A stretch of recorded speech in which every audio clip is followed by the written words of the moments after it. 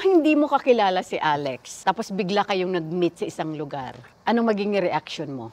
Siyempre po, titingnan ko yung laman pa rin ng loob ng bag ko, kung kumpleto pa rin. Ikaw yung mukhang snatcher sa ating dalawa. Inaamin ko, may itsura din ako mukhang manggagansya. Nakakatawa si Tita Aster, no? Tawang-tawa na lang siya. Siya na lang kaya interview natin. Tita Aster, next interview niyo po ba ibang side naman yung buhok ko? Wow! Ayoko na! Bakit pinagigigilin mo yung buko? Hindi naman po. When do you become serious kayong dalawa, kung magkasama kayong dalawa? As? Yes. Kaya nga tinatanong you eh. She's professional. Naiyak na ako! Wow! Hindi.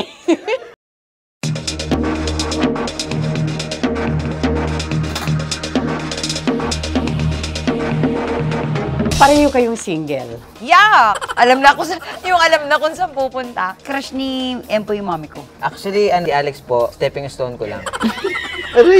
Nakabarong siya, tapos nakasalakot. Actually, ang ganda ng forma niya. Sabi ko, sino nag-style sa'yo? Mukha ka talaga magsasaka, ang gwapo mo. So, sobrang opposite ang personalidad ninyo, pero nag-click-click kayong dalawa. Ako yung Ocha, yung pusit. Sabi sa'yo, nakakatawa talaga to. Oo, diba? O, diba? Ano ka ba, pangarap ko maging comedian? Hindi ko narinig sa'yo before. Hindi naman ako katulad mo na paulit-ulit yung joke. Nag-away na ba kayo? Yung away talaga na totoo, na nagkatampuhan kayo? Nung kita-kita lang, nagtampo ako sa kanya. Kasi parang feeling ko hindi niya sineseryoso yung pelikula. Ano ba? Joker, di ba? Bakit ka naman ganyan? Mas kilala ko siya kaysa sa kilala niya yung sarili niya. Tama, mali? Ano to? Ampun ako? Semi lang po, pero mas seryoso po ako sa bahay talaga.